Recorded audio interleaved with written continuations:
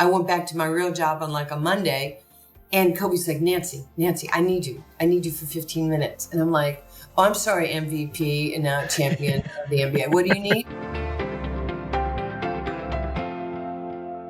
What's up, everybody? Welcome back to You Think, brought to you by Audiorama. For anybody who follows the sports landscape across the country, it's not hard to realize, it's not hard to find just the level in which women's sports is starting to attain to, right? You see every day there's a different story. You know, a couple of weeks back, there was a story about the U.S. women's national soccer team winning their case, where now the National Association of Soccer in America is going to pay equally both the men's and women's. That was a long time fight. You see all these big new TV contracts that these women's leagues are signing. You put on ESPN, ESPN2, ESPNU, especially throughout the summer, and you have the Women's College World Series. You know, a little while back, you had women's volleyball. I mean, you're starting to really see women's sports in a different light. You're starting to see it at a different level. And again, as a father of a young girl who may or may not ever get into sports or whatnot, is besides the point. But it's cool to see that these women are getting opportunities to not only participate in sports, but also participates in sports on a national platform where they can get recognized and be noticed for their incredible abilities and whatnot. So I think today's guest is a very timely guest. We're at the 50-year anniversary of the landmark 1972 Civil Rights Title IX decision, where you could not discriminate opportunity in sports and education on the basis of sex and gender. And just the opportunities from that 1972 decision to how now 50 years later, the way the landscape looks for women's sports is drastically different. And today's guest was kind of right on the heels of that landmark decision and went forward and had arguably one of the greatest careers in modern sports history, male or female, and that guest being Nancy Lieberman. As a player, as an Olympian at the age of 17, and then on as a player of the year and first overall draft pick in 1980 in the women's professional basketball leagues, and then eventually the WNBA, and then as a coach, a general manager. She now coaches a men's professional team in the Big Three tournament. Just someone who has accomplished so much. So to have the opportunity to sit down with her and not only share about her upbringing, but kind of living through that transition of the way we view women's sports in America to where we see them today. I just think it was timely. I think it was appropriate. And her stories, talking about Muhammad Ali and Kobe Bryant, I'm really excited for you guys to hear this interview. So without further ado, please enjoy this interview here on You Think with basketball legend, icon, coach, Nancy Lieberman. Hope you guys enjoy. All right, everybody, welcome back to another special episode here today on You Think. I'm really excited about our next guest. For any of you guys who have been following, you're well aware it's the 50th anniversary of Title IX. There's been a lot of movement in women's sports, and just the elevation and the platform that women's sports has reached in today's society is just super exciting. As a father of a young daughter, it's cool to see the opportunities she's going to have. This next individual is one of the most accomplished women in all of sports, not just in basketball as a player. She's a trailblazer as a coach, a general manager, just one of the most accomplished individuals in the entire history of basketball, men or women's. Nancy Lieberman, thank you so much for joining us today on our episode here on You Think. I am so thrilled to be here. I've so enjoyed your career and how you carried yourself, and just the, class personified, and you deserve to be retired. Well, I appreciate it. And I appreciate you saying that. It means a lot. I find myself now in retirement being more busy, but I don't know if I've ever, when I was studying up on you, and obviously I was well aware of your playing career and obviously your most recent, coaching both in the NBA and the Big Three and all that. But when I really did a deep dive into your background and growing up in Brooklyn and what you went on to do with the national teams, I don't know if there's been anyone who's accomplished or done more than what you have done. I mean, you talk about busy. So take us back to the roots. Take us back to the beginning. You're a young girl growing up, born in Queens, raised in Brooklyn. You have this love for basketball. Like, where did that love come from that was really that spark to what's gone on to have a Hall of Fame career as a player, a coach, in the game of basketball? Well, actually, my first sport was football, and I played sandlot football. So I was a poor kid growing up in Queens. You know, my dad left when I was little, and, you know, there were days we had no food, we had no heat, we had no electricity, and we were probably one grandparent away from food stamps. So I think my childhood was based more on anger and not having that love that you should have within your family. Although my mom was a good person, you know, she just didn't understand girls playing sports. So we'd play in the backyard football. We would play at the schoolyard football. And we went to a thrift shop one day, and there was this New York Jets helmet. It was a lamp.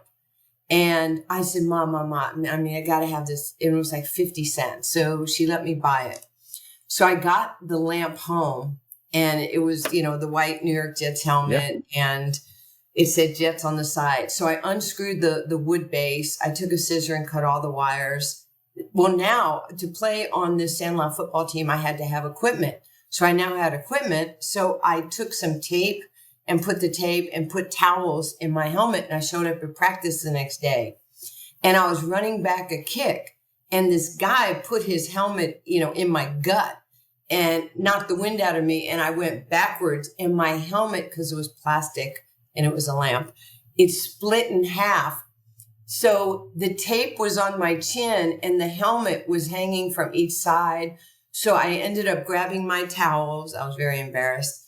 And I went home and I knocked on the door, and my mother goes, Nancy, I was like 7, 8 years old.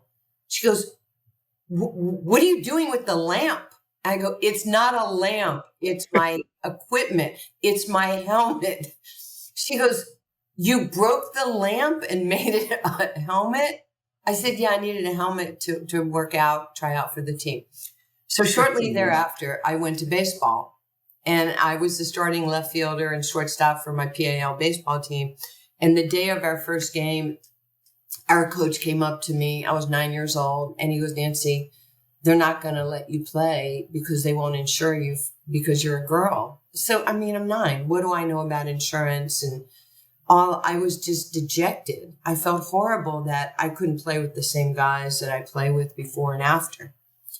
And I didn't really know I was being discriminated against. And I can remember walking into this local YMCA in Far Rockaway where I lived. And the first thing I said to the guy behind the glass is, I said, I want to play basketball. Can I play with the boys? And he goes, yes. I said, I can play in the boys' league. He goes, yes, we'd love to have you. Changed my life. And I never looked back. I fell in love with basketball. Think about it. The Knicks were winning, you know, titles. Willis Reed, Walt Frazier, you know, were the darlings of New York. And Dr. J was Dr. J. So I had and I read that you wore number 10 because of Walt Frazier. Is that true? Yes, my entire career I've worn number 10, and Clyde ironically became a lifelong friend, which is an honor to say. Yeah. A couple weeks back, we interviewed Coach Kim Mulkey, who I'm sure obviously you probably know personally. If not, you know well, but you know her career. She told it's kind of eerily similar. She told the exact same story about playing on a boys' baseball team as a young girl growing up. She played the whole season with them, and she told us right before the championship game, she could see the adults and the referees and everyone talking on the field, and her coach came over to her and her dad and said, "We're sorry, Kim, but they're if you play, we have to forfeit the game because you're a girl and whatnot." So, like, to hear you share a very similar story and a journey that then led you eventually to basketball, it's just so crazy for two girls growing up in two different parts of the country to all being experiencing the exact same discrimination based solely by being a girl. Well, there's a lot of those stories that never got out because we didn't have national media. We didn't have social media. So if it happened in your particular area, maybe the people there knew about it, but there was no way to really spread the information. So you either had to kind of just toughen up, and I toughened up and just started playing in the streets. You couldn't stop me from playing pickup basketball or sandlot baseball. And I was actually a better baseball player than I was basketball player, far better. And it wasn't until those moments that I realized, you have epiphanies in your life. And so I can remember walking in from the park one day and seeing this guy on the black and white TV. And he's like, I'm the greatest of all times. I beat Joe Frazier like I beat George Foreman, like I beat Sonny Liston back in 1964. I am the greatest of all times. And I was like mesmerized. And so I went in the kitchen and I'm standing in the door frame and I look at my mother and I go, I'm going to be the greatest of all times. I'm going to knock you out in 2 rounds. She goes, I'm your mother. And I said, okay, well, I'm going to knock him out. And she goes, him's your brother. And I said, well, you better get used to it. I'm going to be the greatest of all times. And she goes, why are you talking like that? I don't know, but I'm going to be great. I'm going to make history. I was so stupid.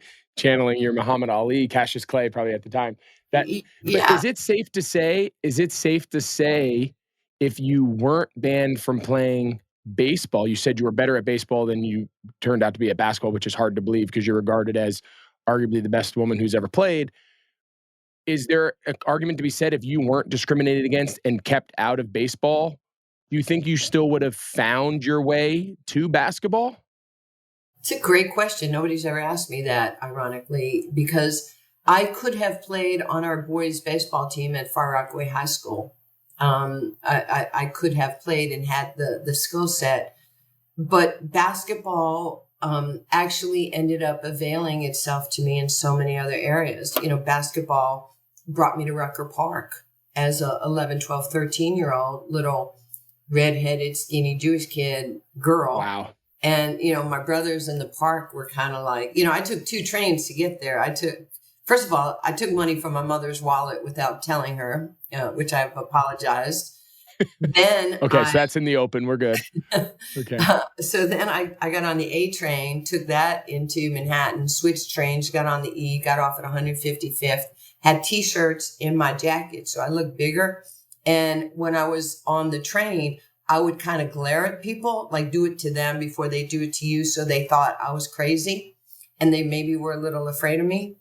And when I can remember walking in the park, these guys were like, hey, Nancy, or not Nancy, little girl, are you lost? I said, no, are you? And they started laughing. And I said, I thought you guys were good. This is Rucker Park. And one guy says, you know where you are. I said, I just said Rucker Park. Is your name Rucker? And he goes, no. I said, good. It ain't your park. And I want to play and I need you to help me. And my mom don't know I'm here. She thinks I'm at the schoolyard across the street from the house. They're like, you came 15 minutes to play here? So that cut through all the racism, the fear. There was such a respect that this little girl would pick up and go on a train that I was so protected by guys at Rucker. They would ride the train home with me and they'd come into my house and you could just see neighbors and my mother like, who are these black guys in the house? And I said, Ma, they're my friends. And, I didn't realize at that age, let's say 12, 13 years old, I was teaching my mom not to be racist, not to be judgmental or profiling people, because through sports, we built this bond together. That's why, as you well know, sports is a great equalizer. I mean, you never try to tee somebody up because they were black or Somalian or, Samoan, or you did your job. Yep. That's what I did. And there was no texting. There was no emailing. There was no FaceTime. It's like, I'm going to be on the train that gets in at 5:12. And they would meet me at the station and the guys would walk me into the park. And because I had that fiery red hair, they nicknamed me Fire. And as I started getting a little older, they knocked the hell out of me. I got to be honest. And there was no excuses that I would have to get up. I didn't cry, but I was very athletic. I was, 5'8", and I could touch the rim and hang on the rim. And I was like the carnival monkey at Rucker Park. That's unbelievable. Fire. So how old are you at this time when you first start going? Well, I started going, I was 11, 12 years old. And how old are the guys that you're playing with? probably 17, So 18. they're teenagers. Okay. And how long did this period of time go? Like how often would you go to Rucker Park? For how many years? How many times a until week? Like I went to college, until I got to wow. college. I went to Old Dominion. I was there virtually every week. Then I started Wow. playing in leagues. Then I started playing in the Rucker Pro-Am League at 15, 16, 17 years old with some of the great legends of Rucker Park. And where you've seen the pictures from, Of you've course. been in Yeah. that area of people hanging in the trees, sitting on Yeah. rooftops, and they would let me play. I mean, I'm I think the only woman they've let play in Well, that's what I was going to ask you. Is there any other women playing, or it's you and just a bunch of men? yes. And I mean, these guys were unbelievable. I mean, Yeah. literally playground legends. And, a lot of things have happened to me, Greg, in my life that I'm really blessed. God's blessed me beyond understanding. But on August 6th, I'm being inducted into the Rucker Park Hall of Fame. That's so cool. And it gives me chills just saying that because, respect is respect, right? You have to earn it no matter who you are.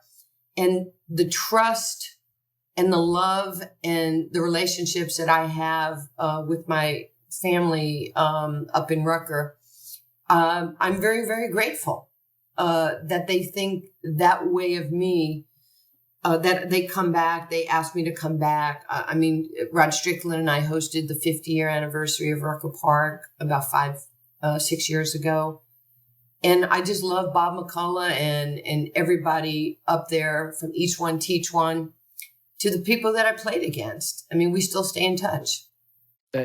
It's just I could listen to you tell stories because I told you before the show started, I grew up right outside of New York City. So Rucker Park was something that everyone in the Northeast is very aware of. As you said, some street ball legends, guys have come out of there that are just legends, and they're they're kind of their aura and mystique travels all throughout that region of the country. So to hear you and now just like in my mind picture this skinny, as in your words, a skinny little redhead white girl getting off the train to go play at Rucker Park of all places. I'm like I'm envisioning it in my head, and it's just it's absolutely fascinating to me. Something we've talked a lot about here on this show, and something that I've spent a lot of time just kind of reflecting on and considering is the notion of, can you teach that competitive spirit? Can you teach, listening to you talk and listening to you say, I'm a 12-year-old girl and I'm getting knocked down and I'm fighting and I'm trying to challenge people on the subway and I'm trying to challenge people on the train. And like, I hear, can you teach that? And where did you get it from? Were you born that way? Did you have an influence? Maybe your upbringing, you mentioned the conditions of your life. Like, I always wonder, like, how much of that is nature versus nurture. To like, some people are just born with that edge that they will fight you to the death, and then other people are a little more passive and a little more reserved, and things need to kind of come their way, and they're not. In your experience, and now you've experienced all ends of the spectrum now as you've aged. Like, what is your take on that? Well, again, another great question. I think it's a byproduct of my childhood. I felt less. I felt like the underdog. I felt like I was always having to prove myself no matter where I went, because I wanted, if you picked me in a game in the park and, remember, right? Remember, Yep, of course. I'll take Greg, I'll take Yeah, Nancy. yeah, and someone's last. Yeah. And so the fact that somebody would say, we'll take her, it was almost like saying you love me, so what I wasn't getting at home. And I was angry. I had an angry childhood. So I think I took a lot of my anger out on who I played against. And the fact that I was always playing against guys, they were teaching me the physicality of the game, that not to back down and to get up and not cry. And it followed me because, even as I ended up, making the Olympic team in high school. Like when I was in high school, I was a very, very physical player, and girls didn't like me because they thought that I was trying to intimidate them. And I think probably I was, because that's part of, the mental aspect. There's the physical aspect of sports. There's the mental aspect of sports. And if you're so worried about playing against me, You can't do what you're supposed to do. But that's what I was taught by my environment. I was taught to be fearless. And even if it meant that I had to get into a fist fight at Rucker, the next time a guy would think twice about, she's going to come back at me and this is not going to look good. And I will say in certain parts of my career, when, my first pro coach in 1980, before I got to the WBL, was Pat Riley and the Lakers. And I was playing in a men's summer league at Xavier High School in New York. And Jane Pauley did a story that I was playing against all these NBA guys. So Dr. Buss and Jerry West saw the interview. And the next day I had a phone call saying, we'd like you to play for us in our summer league. And that show Showtime that's now on? Yeah. That show has put so many of the things that I didn't know. Like I didn't know why, Coach McKinnon wasn't there. Why was, Coach Riley there? I just went to play. I didn't know all the personal stories behind the scene. And the first day of practice, Pat didn't want me because I didn't look like the point guard that he had imagined. But Dr. Buss, outside the box thinker, he just wanted this to be. He was so ahead of his time. At this point, I'm 5'10", I'm about 155 pounds, I'm developing into this pro player. Well, Pat had one of his legendary 3-hour practices and wasn't happy that I was there. But every time he would say, I need 5 guys on the court, I run on the court first. So I would then get repetition. I'd make mistakes. He'd coach me up. I would get more reps and understand what he was wanting out of his offense. And I'd walk off the court with my other 4 teammates, and the next 5 came on. And I was like, if you don't know how to do that, I'll show you, this is where the first pass needs to go. So I was setting the tone of I have a value and I'm not afraid. So apparently they're in the locker room after practice, and Pat looks at, Paul Westhead and Mike Tebow, who coaches the Washington Mystics. And he goes, who the hell does she think she is? She acts like she's our best player. She's telling people where to go and how to do this and that. He goes, what are we going to do with her? And Pat tells this story. 4 days later, I was his starting point guard because he's in the locker with his coaches. He goes, she tried to start 2 fist fights. They knocked her down. They beat her down. And she didn't cry. She didn't quit. So a lot of that was the year before I had met Muhammad Ali, my hero. And, we had won the championship, our second championship at Old Dominion, and I'm asked to go to the New York Stock Exchange for a fundraiser. And I'm going up the escalator with my mom and my best friend, Barbara. And I go, so who's the other athlete? And he just kind of looks at me. And it was kind of fake confidence. I'm 2-time player of the year in college basketball, but I was full of hooey. I was still broken from my childhood, but I was hiding it behind Nancy Lieberman. The door opens, and it was like that Oprah, it was crazy. And there he is. There's Muhammad Ali. And we are the 2 featured athletes together. Is that crazy? That's wild. I couldn't breathe. It's fate. And my mom walks over to him, Greg, and says, Mr. Muhammad, how are you? I'm Rini from Queens. And my daughter is the greatest of all times. And he goes, there's only one greatest of all times, and it's me. And he asked me to come over, and my heart was jumping out of my shirt. And he goes, your mom says you're good. And I'm like, no, Mr. Muhammad, I couldn't even look at him. I'm not really that. And I stop and go, I'm the greatest of all times. And he goes, there's 2 of us? I go, yeah, and I hit people too. And he goes, hey, I'm going to ask you to stop hitting people. I said, you hit people? He says, I get paid to hit people. So he immediately sized me up and said, come back to the hotel with us. This man said, I'm going to ask you a few things. He goes, I'm going to ask you to stop hitting people. You have to have conflict resolution. I want to know about your childhood. He was so deep. He said, Nancy, I want you to respect everybody, but I want you to fear nobody, whatever you do in your life. And then he says, God made you special. And I was so stupid. I went, you know everybody. You know God too? That's amazing. And he was like, I cannot let her loose. I had him to the day we buried him 7 years ago. Wow. Every major decision, he would call me, we would talk. I am a function of who he is. He taught me about racism. He taught me about philanthropy. He taught me about, Black America and, what made them happy, what made them sad. He taught me, he said, there's two people in life. There's givers and takers. And he goes, I want you to be the giver, but I want you to be a champion every single day. The wisdom he gave me, and ironically, like these last 15 years before he died, Lonnie would say, hey, Muhammad would like to see you. And I'd get on a plane and go to Phoenix. I'd sit in the house. I'd hold his hand. I would kiss him. I would hug him. I would just tell him how much I loved him and what he meant to me and how he just, kind of molded me. He knew I was going to coach in the NBA before I coached in the NBA.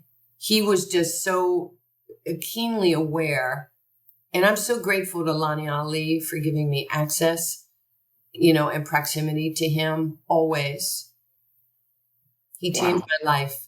It gives me goosebumps listening to you tell that story. I mean, obviously everyone, Muhammad Ali is arguably the single greatest individual in all of sports. I mean, transcendent, trailblazer.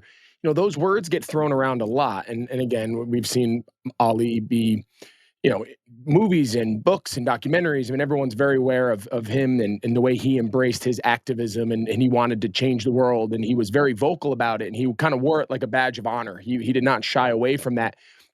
In the midst of all of this transition now from high school to your time on the national team, traveling around the world, and then your transition to college, and then obviously into the professional leagues. Like, when did you consider yourself, if ever, a trailblazer? Like, did you ever consider yourself and take a deep breath and step back and say, I'm changing the landscape in the future for how women participate in sports and how women are seen as athletes? And like, did you rationalize that in real time? Or is this something as you look back on now your career, you look at it with a little more of that lens? And you know this better than anybody, when you're competing, you're in the moment. You're an actionary, movement, and you're taking in the game plan and the strategy. I mean, how many times did you come off the field and the sideline reporter goes, Greg, so what did you think? We don't. You're thinking, we're not thinking. We're just doing what we're conditioned to do. So the answer is no. I never allowed myself to exhale because, again, and my life has a lot of Aliisms, but, he said to me, again, Nancy, there's the hunter and the hunted.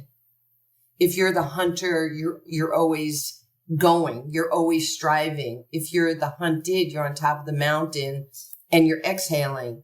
And he said, I'm going to ask you not to exhale.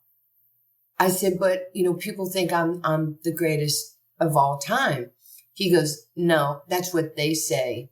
We're still hunting. We're still trying. That's why he came back for 3 belts. That's why I played at 39 and 50. As Deion Sanders has always said, you got to have dog in you. If you lose your dog, you've lost your intensity, you've lost your focus and your want and your grind. And I haven't lost the dog in me. It's crazy, that I'm with you here, and I still am so competitive. And the greatest thing you can do is play the game because you determine probability and outcome. And if you coach the game, you're still in the foxhole. You're strategizing with incredible athletes and you're trying to celebrate their gifts and make it come together in the name of winning and teamwork. And then if you don't do that, you do TV and you get to celebrate the game and promote the game that brought you so much joy and happiness. And I've had all 3 of those in my life. And I wake up happy. I wake up blessed. I wake up thinking, how can I help somebody? How can I inspire somebody? What can I do for my players? Quite frankly, what can I do it starts in my house with my son. I want to be a great mom to him. I want, it's not going to be perfect, but what can I do to give him some solid thoughts of what he wants to be?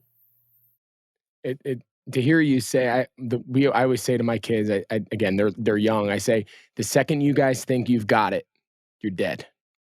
It doesn't matter if you were the best player for that day, the next day, you have to do it all over again. And I said, that's the mentally exhausting part of sports. It's not for everybody. But I'll tell you what, if you can master that mental discipline, that every day you wake up is another opportunity to prove yourself, you can do this for as long as your talents allow. But that mental struggle, what you're describing, is not easy for a lot of people. It's a mentally exhausting existence. But I'll tell you what, it is a powerful, powerful tool. So to hear you put it in your words, I think is a great lesson for the families and the coaches and the people that are going to listen to this episode. And along those lines, I want to transition a little bit. Along those lines, you've been quoted as saying that you are who you are because of opportunity. That was a word that you felt strongly. A lot of that opportunity came on the back of the 1972 landmark civil rights case, what we all know as Title IX. We're in the midst of celebrating the 50th anniversary of that in 1972. Talk a little bit about, now you were on the heels. You were, you were 14 when it came out. So you're just entering high school. You're entering, you're going off to play in college. What changes did you see when you say opportunities as a result, specifically to Title IX? Like, what did you see from your high school career now playing on a women's basketball team, going to college and playing for a women's basketball team? The need now to mix with men and kind of fight for your place at the table was changing. It wasn't there, but it was evolving as you move forward. Like, take us a little bit through that transition post Title IX. Well, I don't know at the beginning if it was a transition because, back in 1972, you're talking about exactly, I'm 14 or so years old. I don't even know what Title IX is. Okay. It might be a law, but that law wasn't put out there in the New York Times or the Daily News on the regular where we could see it, understand it, and go, oh my gosh, that's going to affect us. Yeah, so you're not feeling it at the moment. No, okay. Nobody in my generation did. Okay. I will speak for my generation. We just didn't know. When I got to Old Dominion University and I got a full scholarship, it was the Donna Doyle Scholarship Award. She had played, and I didn't realize I was the first female to ever get a scholarship in basketball or sports at Old Dominion. I thought everybody got scholarships, full scholarships, because my friends on the men's team were all on scholarship. And it wasn't until probably most of the way through my freshman year, I was talking to some of my teammates and I found out some of them had slivers. I was like, how could this be? And I was talking to my athletic director, Dr. Jim Jarrett, who actually was a visionary. He was so ahead of his time. And he promised me, he goes, Nancy, we're going to have equality here at Old Dominion University. And I was like, really? You're going to have nice uniforms. You're going to have great practice conditions. You're going to have good practice times. You're no longer going to ride in vans or these like limo type cars to games. You're going to get buses. You're going to play in Madison Square Garden. It was unbelievable, the dollars that he put behind women's basketball. We were playing in front of 6,000 people virtually every night. Everywhere we went on the road, it was the highest attendance that university had ever had. And we became kind of like America's team because so many people, because I got there, it was right after the Olympics. And, I was in high school when I was in 76. I was a senior in high school when I made the Olympic team. And I was a junior in high school when I made the Pan Am game when we won the gold medal for the Pan Am, silver medal. So going into Old Dominion, it was a big story, because I had all that experience. But my teammates were amazing. And I felt bad because, we all want to be liked. And I didn't want anybody to look at me like, she's got, the lion's share of everything. But I did know this. I did know that I was a gatekeeper to the game. And again, throughout my tenure at Old Dominion, the 4 years, I didn't really know that much about Title IX. But I can tell you right now that Title IX, that educational act, as you mentioned, of 1972, in my opinion, it's one of the most important pieces of legislation in the in the 20th century. Title IX is not an opinion. Title IX is a law. And both genders have to be able to have their dreams. I mean, that seems so simplistic, but if you're a mom or a dad, I would like to hear the conversation of you telling your daughter you don't want her to have the same educational and athletic opportunities as your son. Because I am a critical thinker. I know inertia. I know STEM. I know technology. I know engineering. I know math. If I have more points than you, I win, you lose. I learned that from participating in sports. 80% of Fortune 500 companies right now are hiring women and young boys who have played sports by the time they were 15 years old. You can yell at me. You can scream at me. You can tell me what I did wrong. Right? I mean, Greg, we're wired for strategy. It's the ultimate meritocracy, right? And that's the Yes. world we've operated in our entire lives has been merit-based. If you're good, you're good. If you're not, someone's going to take your job. If you got to work harder, like it was the ultimate. That's why sports, in my opinion, is so beautiful. That's why it's so special. And we need to do everything we can to preserve it, starting at the young age all the way up until your days are done. So I couldn't agree more with your perspective. And I love what you said, because it you know, some people, some parents want participation awards.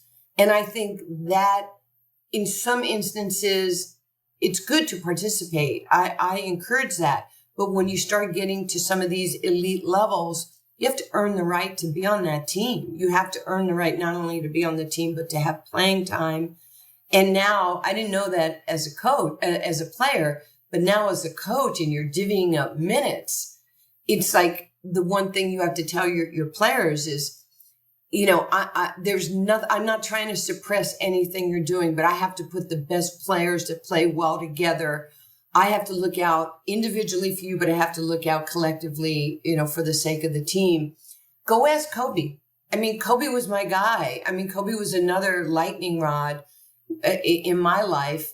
It's funny that when I played at 50 and I was doing TV for ESPN, I went back to my real job on like a Monday, and Kobe's like, Nancy, I need you for 15 minutes. And I'm like, oh, I'm sorry, MVP and now champion of the NBA. What do you need? And he's like, just give me 15 minutes. I'm sitting in a room with him at the Laker practice facility, and I thought I was in a think tank. He's like, why did you play? How did you train? Did your body hurt? Were you worried about what people thought? I mean, what was your training regimen? What did you eat? Did you sleep at night? He was amazing. The MVP of the NBA and the champion of the NBA wanted to know what a 50-year-old white woman went through, because he is non-discriminatory. If he can take something, he will take it. And I love that about him. And that is why he had that Mamba mentality. Yep. It was, I mean, go read his quotes, you know. I mean, I bought my kid his book for his birthday. I bought my oldest son for his 11th birthday just a couple weeks ago. We bought his book. Just read a little bit of it each night. Just that mentality of what makes him social. Well, so I mean, I think everyone now wants to know, in a nutshell, what did you tell him? What did you do? For anyone who doesn't know, Nancy, at the age of 50, went back and played in the WNBA, and it was a huge deal. And you were 50 years old, and you went back and you trained. So what did you tell Kobe? Like, what did you do to prepare yourself to go back and play professional basketball at the age of 50? Well, one of the first things I said is I knew that I was going to have this opportunity. So I had started training almost a year earlier, just making sure I had a responsibility too. I didn't want to embarrass anybody or the sport. So I started working out, and I've never stopped working out. I work out 6 days a week, but basketball or football, it's a very specific, you know, sport and movement for your body. And I made sure that, you know, I was building up my strength, my conditioning, and you can do all that. But I told him, I said, Kobe, the most important thing for me, and I ended up telling this to Dion when he came back at 37 to play for the Ravens, is you got to play the sport.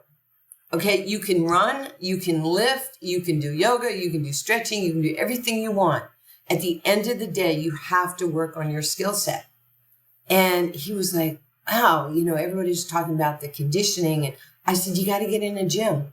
I've got to be able to shoot shots. I've got to be able to make shots. I need to be able to stop, turn, pivot, jump, transition.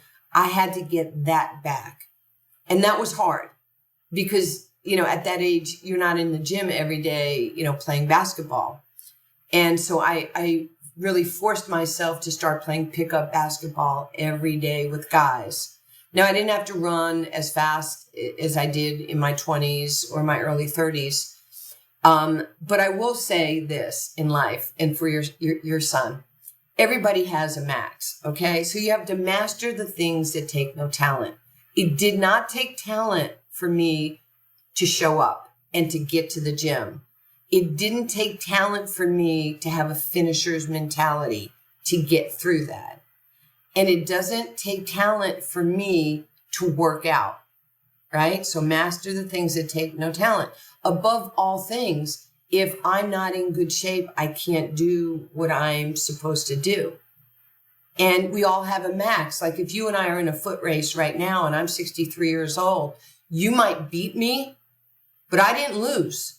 You have your max and I have my max.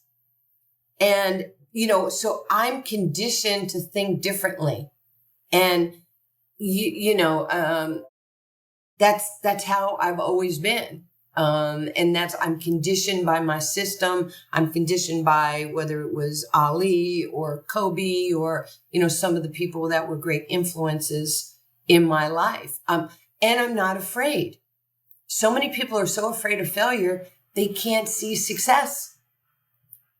We've had a lot of really cool guests on You Think. I'm not sure if there's been a minute of a more powerful message, so clearly communicated, so clearly than what you just said. If we could take that and bottle that up, I don't know how else to even say it other than the way you just worded that and the way you just presented that mentality, that approach, that philosophy. If there's one thing anyone gets out of not only this interview, but just You Think in general, that's it. So I thank you for that because that perspective and clarity, it couldn't be more well said. Well, the one thing that I did share, like with Kobe, and I told him I was like this when I was 15 before making the USA team. I said, you have to see it. You have to say it to be it. See it. You have to see yourself being on the Olympic team. Every day I'm brushing my teeth. I'm like, I'm going to be on that Olympic team. I know it's never happened before. I know they've never had, a baby on the team. But I had to see it to say it. And then when I made the team, I knew in my heart, my mind, I belonged there. And that was important to me because you have to love you. If I don't love me, why should you love me? So that is the thing that Ali instilled in me. He taught me how to love myself because that's where I was broken as a person. And then the sadness is that, 2 nights before Kobe died, I was in the studio doing TV. I do the Thunder games. Mm-hmm. And there were a couple guys doing Spurs and Pelicans, and they were talking that Kobe had mentioned to the media that said some women could play in the NBA. And I heard them saying, oh, yeah, can you believe what? And I went, I'm behind you. And they started laughing. Matt awesome. Bonner and Greg Buckner, who's now an associate head coach with the Cavs. Yeah. I love those guys. And I go, well, let's see what Kobe says. So I was just messing around. So I texted Kobe and I said, Kobe, you want to talk about women playing against men? And he goes, yes. I said, when? He said, now. We had a thread. I still have it on my phone. We were texting for about 50 minutes before I had to go on air. I can't read you all the curse words that Coach put in there about how people view us as women and don't think we can. And we had been, and here's a life lesson. When you say you're going to do something with somebody, like me coming on your podcast, do it. Okay, do it. Nothing is given in time. Kobe and I had been talking for a long time about me coming out to coach Gigi's team for a day or so. Mm-hmm. And he hit me that night. He said, so when are you going to come coach Gigi's team? And I said, when do you want me to? And I said, I can come out next week. And he said, that would be perfect. I said, I will text you Monday. I have TV Monday, Tuesday. I can come out Wednesday, go home Thursday, do TV on the, Thursday, Friday. He said, okay. I said, he says to me, you have her for as long, you have the team for as long as you want. And I said, that'll be great. He goes, if you need me to help, I'll be there. And I went, duh, yes. Yes. So I had to do an appearance. I had told my son, who was playing in Tel Aviv, and he had just landed Sunday morning in Italy. I said, TJ, I was excited. I fangirl all the time. And I said, yeah, Kobe and I were talking. I'm going to go out and coach Gigi's team. And I left it at that because that's all I knew Friday night. Saturday, I'm doing an appearance somewhere in California, and about midnight or so, Kobe texts me or calls me, and he says, hey, he's chop. He's very detailed and organized. He says, okay, Wednesday, fly to LA, Uber to the house. We'll grab some food. We'll get in a helicopter. We'll go to the Mamba Academy. You have the girls, like I said, as long as you want. We'll come back, stay at the house next morning. You leave. I was excited because I actually wanted to get to know Gigi, and I wanted to get to know Vanessa better because I had only met them like one other time. When my phone rang at this event on Sunday morning, and this is how God works in my life. I thought I put my phone on vibrate, but it wasn't. TJ called me. I grabbed my purse and I run through the back doors, and I didn't want to disturb anybody at this event. And TJ, your kid's voice, right? Of course. Mother. And I'm like, TJ, what's wrong? He goes, Mom. And I'm like, baby, what's wrong? I'm at a conference. He goes, you haven't heard. I said, TJ, heard what? He goes, Mom, Kobe Bryant died. I go, no, he didn't. I talked to him last night. He goes, Mom, his helicopter crashed and I thought you were on it. Oh my God. I about hit the floor, and these two Secret Service guys grabbed me, and all I heard one say was, it's Miss Lieberman. And I thought I was going to have a heart attack. Oh it was too close. It was too much. Oh my God. What a story. I'm so sad that, we all have like these regrets that sometimes we can't get rid of. And I'm so sad that I never went out there before because we've been talking about it. And sometimes you just got to do it and stop talking about it is my point. Long-winded, and I'm sorry. Well, I'm glad you shared that story. I don't know how we appropriately segue to our last topic, but I'm going to do my best. I don't know if there's a great way to move on from that. That's an incredibly powerful and sad story. I remember when I was in the hospital with my youngest son, who's also named TJ, as your son is. And he was in the hospital for a procedure, and we were sitting in the recovery room, and I'll never forget breaking news, Kobe Bryant. And so I'll never forget where I was when I saw that news as well. But obviously you had a personal relationship that made that news even more shocking and disturbing. In my attempt now to segue, the last segment that I want to talk to you about, of course, a big element here on You Think is parenting, coaching. So in my experience, my father was my high school football coach. That everyone who watches the show knows that. I actually had him on as a Father's Day interview last week. And so obviously that parent/coach role, in my mind, a parent and a coach have a lot of very similarities, right? They have to do some things that are hard in the best interest of the kids. They got to love them. They got to hold them accountable. They got to push them. They got to encourage. There's a mixed bag of parenting and also of coaching, and sometimes they overlap.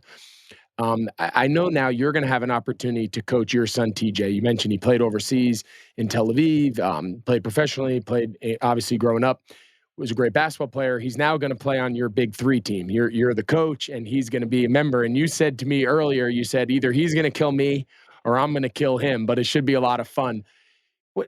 Just raising your son in that basketball world, and obviously his mom is Nancy Lieberman. Like, what was your youth experience now as a mother raising your son, TJ? It's been challenging because when I played in the WNBA in '97, TJ was 3, 4 years old. And he always used to ask me, because I took him with me to Phoenix when I played for the Mercury. I had the security guard in the arena changing his diaper during practice. He was always around, my teammate, Cheryl Miller, my coach, the great Hall of Famer. And he would always say, Ma, how come everybody knows us? Everywhere we went on road trips, he had his little roller bag and he'd go, Ma, people say hi to us all the time. And as TJ grew up, I think it was a little hard on him as he started getting into high school, junior high, college, because they would ask me to speak at Renner, middle. They would ask me to speak at Plano West Senior, at the banquet. They asked me when he first went to Niagara to speak at Niagara, then at Richmond. And he was always like, Ma, can other moms don't do that? And what do you want to say? Well, TJ, your mom's different. I didn't want to. It's hard go down that path, but I will say this: when we spoke when he was at Richmond, and he was really turning into, he made, a concerted effort to take his game and to be serious about it, and he was the A10 Player of the Year. And he said to me, he goes, Mom, how do I know who likes me for me? And not just because you're my mother. And it's kind of a tricky balance because I remember we had the All-Star game here in Dallas at Jerry's World for the first time. I think it was 2010-11. And, TJ was always like, Ma, I just, if everybody knows, I wish they just would just. And then he comes in the kitchen and he goes, Mom, is there any way we can get tickets for the All-Star game? And I said, TJ, I don't really know. He goes, Mom, you are Nancy Lieberman. You are a Hall of Famer. Now he wanted it. You can pick up the phone right now and call your friend David Stern, and you can get us tickets. So now he was fine with Mom being Nancy Lieberman. So it's a tricky balance, but one thing, people that know me know that I know that people trust me. So I'm not going to put somebody on my team or tell you to sign somebody if I don't believe that. I will not cross that line. Integrity is important to me. And I appreciate that people respect my opinion. If you would have said to me 4 years ago, hey, why don't you put TJ on your big three team? I would have said, no, he can't play at this level. He doesn't have the experience. Well, after, 4 or 5 years in Europe, playing for Maccabi Tel Aviv, playing Euro League, the highest league beyond the NBA. And, then gaining that experience at 27. And then he played this year for the Washington Wizards G League team, the Capital City Go-Go. And I saw wow, he can play at this level. So I took him with the second pick, my second pick. And in our first game in Chicago, TJ hit the game-winning 3 to win the game for us couple weeks ago. And there he was. I didn't know whether to hug him or to shake his hand or high five him or chest bump him. I didn't know what the heck to do. Because I didn't want to be too overbearing. Right. So what did you do? Did you hug him? And I just, I went over, I gave him a hug. I said, congratulations, nice shot. Oh, that's awesome. But I have my other players that I need to be equally as, excited for what we did, but I was really happy for him. And but it is a tricky balance. We were doing an interview the other day and he goes, yeah, well, she's my coach and I'm her player.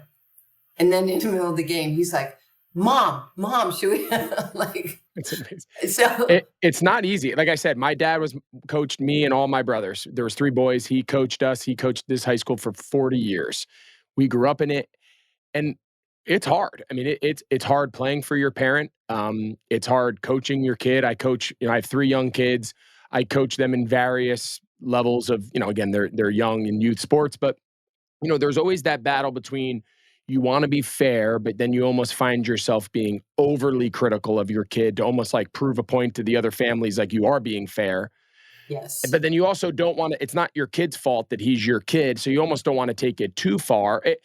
Like you said, it is a hard balance. Which approach do you take? Do you find yourself sometimes being overly critical of TJ so that none of the other players look around and go, oh, well, it's it. She doesn't come down on hard as him as he would, as she would on me because it's her kid. Like, do you feel yourself like overcompensating a little bit at times or no? I try not to, and I have to have an awareness of that. But I will say, like, okay, hey, TJ, and everything's about tone and tenor, right? Of how you talk to somebody that either turns them off or turns them on. And it's like, hey, it was, we were down 2 points in the game on Sunday. And you try to make an extra pass in the lane and it got stolen. And in the big three, you can go right back up. Like when we played in the schoolyards, you don't have to clear it. And, so they got an easy bucket. Maybe just go up with that. So I'm very aware, but I want to talk to my players like that. I am firm, but I am fair. But I am no nonsense because there is an expectation of why you are here. And we have won a championship in this league. I believe that every team in this league owes it to Ice Cube to give the best of who we are. It's, this is not Skittles. Everybody doesn't get paid as a professional player or coach. And you have a responsibility. He's a icon and a cultural changer. When he signed me and he said, I want you to be the first female head coach in the men's professional league, it was unbelievable. And one of the cool things that he said is you will be the highest paid coach in the league. Whatever Dr. J or Reggie Theus or George Gervin, Rick Barry, Michael Cooper, Gary Payton, you will tell your agent they won't have to negotiate your salary. If the world was like that, Greg, how cool would that be? Because, women still make 80 cents on the dollar and women of color make between 57 and 68 cents on the dollar. That's not cool. It's not cool to have like that same description, but have that disparity. And we have to get better. And I applaud my boss, Ice Cube. It's a blessing to play for him. It's just as we kind of bring this to a close. I mean, when you recap your career, not only, of course, as a player playing on national teams, gold medalist, playing an Olympian. Again, in high school, you were 17 years old playing in your first Olympics. It was unheard of at the time and probably equally unheard of today. And then obviously you get into coaching and, second ever woman to coach in the NBA as an assistant coach. And now the head coach of the big three. You've been a GM in the WNBA. I mean, when you look at your accomplishments and your experiences and everything you've done, I'm going to put you on the spot. What are you most proud of? Like, is there one moment, one time you broke through a glass ceiling, one time it could be anything, player, coach, personally. Like, is there one moment you look back on this laundry list of accomplishments and experiences that brings you the most pride? I would say the greatest thing that's ever happened to me was to be able to play for my country, to play in the Olympics, to put my hand. I will always be a hand over the heart when the national anthem comes on. I understand people have different views on that, and it's okay. This is what I do, and I have my reasons because of what it meant to me growing up. And that was a seminal moment for me. And you have no clue what it feels like when you're in another country and the national anthem plays. And, if you don't have a pulse, you don't get chills. And you're just playing, you try out for you, but you play for your country. We are a flawed country, but we are the United States of America. And, God bless me to be a part of this country, and I'm proud of it. And I'll do everything in my power to make it bigger, better, stronger. And so being an Olympian and medaling and standing up on the podium, you've seen it, right? Oh, Football yeah. players don't get to do it. You don't. And I've said it before, like, I wish there was a way football could be, because I feel the same we do. I love the Olympics, but I only know it as a spectator. I know it as just a proud American who cheers. It doesn't matter if it's women's basketball, men's basketball, curling, ice luge. I don't care. I always cheer for the Americans, obviously. But then I always sit there and say, like, what would that be like to wear your nation's colors and represent them at the biggest stage? So I don't know what it's like, but I can only imagine. But to bend over and have them put that medal around your neck And then your anthem is being played and the flag goes up. I'm getting chills now. I And am too. I've lived this life and so many cool. times in many countries. And it's such an honor. It's such an honor. And I happen to have had that opportunity. So I never take it for granted. That's so cool. Well, I sit here as a father of 3 young kids, 2 boys and a girl, and I look around and I think at times just take for granted that whatever my daughter wants to do, if it's soccer or volleyball or whatever sport she wants to play, there's 100 options in town that she can play at any particular level. No different than when I signed my boys up to play their sports at any particular level. And to hear you reflect back on your time and so many other women like you and other men who were also pioneers of Title IX and women's opportunities, there was also a lot. But like to know that her opportunities now to pursue, whether it is to pursue sports or just education in general, comes on the backs of so many people like you who didn't have similar opportunities growing up, but because of your relentlessness and attitude and to push the ball forward, my little 9-year-old girl doesn't have to wake up one day and say, there's no women's soccer tournament for me. We don't even, it doesn't even cross our mind. So I just want you to know, as a father of a young girl who can really do whatever she wants to do, knowing that it was due to yourself and so many other people like you, what you accomplished, you say you did change the world, you changed this country, you changed how people think. You're an inspiration, you're a role model, and for you to take the time out of your busy schedule to come here and share so many great stories, so many personal stories here on You Think. This has been as enjoyable, and I don't say this lightly, this has been as enjoyable and enlightening a conversation as we've had so far on You Think. And I just thank you so much for the time and the perspective of agreeing to join us. Well, let me just close by saying, your daughter should expect to have opportunities. My generation hoped to have opportunities. So she will have responsibility. And then lastly, she should never stop, working, wanting, or dreaming. Everything is possible. And all she has to do is put in the work. I'm going to make her listen because she'll probably listen to you more than she'll listen to me. She's my kids are tired of my voice. Well, Nancy, again, thank you so much for your time. Best of luck with the season. Best of luck coaching your son. I hope that is an incredible experience for the both of you. And just best of luck with, I'm sure there's some other chapter of your life that still hasn't been written that will be exciting. And I can't wait to see what's next. Well, thank you for having me on the show and good luck to you and your family and everything. Well, thank you so much. Thanks, Greg. I appreciate it. Thank you so much, Nancy. Take care.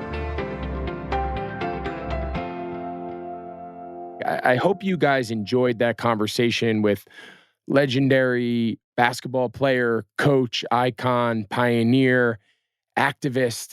And there's so many words to describe Nancy Lieberman. And I just felt like that conversation was as powerful, as relevant as any conversation we've had thus far here on You Think. I mean, just listening to her share stories about not only her upbringing and going to play at Rucker Park, and then her interactions with Muhammad Ali and Kobe Bryant, and these stories and people that shaped her worldview and her perspective and her passion for the game of basketball. I just think there's so many lessons that we all can take out of it, whether that's coaching or whether that's parenting or just in our own quest to be successful, in our own quest to achieve great things. I just think Nancy Lieberman is just such a great voice and such a great, perspective that we can all take so much from. So I had as good a time interviewing Nancy as anybody that I've had thus far. And I don't say that lightly because we've had some incredible conversations here. So I hope you guys enjoyed it. I hope you guys take a lot from it because I know I did. At this time, as you guys well know, I'm going to bring in my producer, Tasha. Tasha, what's up? I know you got some audience questions that has become a weekly tradition for us here. So I'm looking forward to seeing what you have for me today. Yeah, we have a couple of good ones. And Nancy really riles you up, doesn't she? Going back to Nancy really quick. She makes me want to train for something. I don't know what it's for, but my God, I feel like I couldn't agree more. She was amazing. One of our first questions is, are coaching clinics for young kids legit or mostly just a ploy to get money from parents?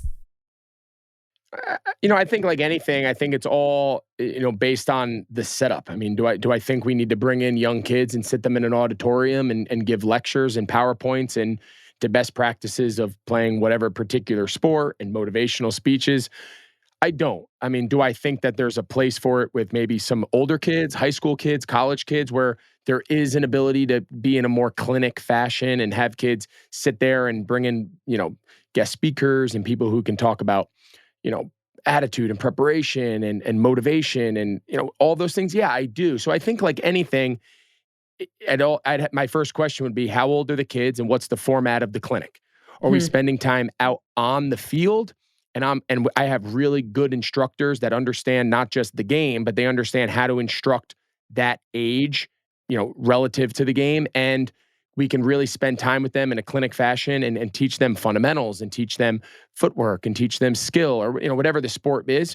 Yes, I think those are legitimate. Do I think there's a lot of young, clinics, camps, showcases that are predatory and parents pay a boatload of money and they send their kid there and they play pickup games and there's no real instruction and there's no real lessons and the kids leave and all they did was in essence babysit? Yeah, I think there's a ton of that. So I don't think there's a clear answer necessarily, Tasha, to this question. I think the first thing is, as a parent, you got to find out who's coaching it, what is their expertise, what is their experience coaching young kids in this particular form or fashion, how old is my kid, and so I think there's so many different levels of appropriateness. If done right, it could be a good use of your money. If it's the wrong thing, then yes, it's a money grab, and I think there's very little the kids take out of it if it's not done correctly. Do you think like the younger ages are more money grabs and older you can you get more exposure and can get recruited that way? Totally. I think there's more in it for the older kids. I think they're more mature. I think the ability to get through to them and make impact on them is a little bit better, right? I think with the older kids, you can talk a little bit more about, long term, and they're a little more mature. They have a little more perspective on life and their goals and their aspirations. And maybe they're high school kids and you talk about college and there's the ability to be recruited. So I think with the older kids, to your point, it's a different animal. I think for young kids, none of that matters at all. For young kids, a clinic, a camp, whatever you want to call it, should be about teaching fundamentals, laying a good foundation into what it takes to play sports, not only from a skill level, but from a mentality perspective, from an approach perspective, discipline. It's all about those little things that now you're going to build upon as they approach that high school level or beyond. So yeah, I think every camp needs to be geared towards the ages, and the appropriateness of those ages determines how they go about setting up the camp and how they go about impacting these kids, for sure. That's good. The next question is pretty interesting. It says, Greg, if you are a coach on a team, how would you handle, which you are, an unruly parent who's disrespectful in front of the kids on the team? Yeah, I mean, we've said this a million times. Often the hardest part of youth sports are the adults. And it could be the coach, it could be the parent, it could be a combination of both. So on teams that I coach, I've talked about this at length. I'm very upfront with the families about setting expectations. I'm very clear in communications of what's expected, not only out of the kid, but of the entire family and the entire experience. If there was an incident that needed to be handled, I think like anything else, it needs to be handled head on. I think you need to pull that adult, that parent, that coach, whoever it is, aside. I don't think it needs to be done in front of everybody. And we're going to have a conversation. And I'm going to lay out to that parent, again, I'm going to lay out, here's the expectations of everyone involved in our program and our team. Here's how we expect people to act. If this was a single isolated incident, we would talk about it and we'd say, hey, going forward, these are the expectations, and we're not going to tolerate this. And then, of course, if this is a single person who continues to act inappropriately time and time again, then unfortunately the conversation becomes, whether the kid's a great kid or not. Unfortunately, the conversation comes to whether that kid has a future being a part of your team. Because at the end of the day, it could be your best player, it could be your worst player, but the team culture, and at the young age, that involves the parents, the team culture will always last longer than the individual ability of each child. So as the coach, you need to keep that big picture in mind. And sometimes you do have to let a player who might be a great player walk if it's in the best interest of keeping the culture clean of your team. So fortunately, I haven't had a lot of that in the teams that I've coached, but I've had a few conversations offline with parents and just had to reset the standard, reset the expectations of how to act. I mean, listen, we all have our weak moments. We all have our moments where we, probably do things or say things we shouldn't, and then we reflect back. So I'm not here to punish someone for their weakest moment, but if it's a pattern of behavior, it needs to be addressed or they need to move on to a different team. How do parents usually receive you when you're pulling them aside? I think they receive it well. I think the parents who have the perspective of realizing maybe where they went wrong, they take it and they're very upfront and they recognize, hey, it won't happen again. It was a weak moment. Here's, the context of why it happened. And sometimes their context and explanations are completely legitimate. And I get it, but I still share to them, okay, this can't happen in front of the kids. It can't happen, over time and time again.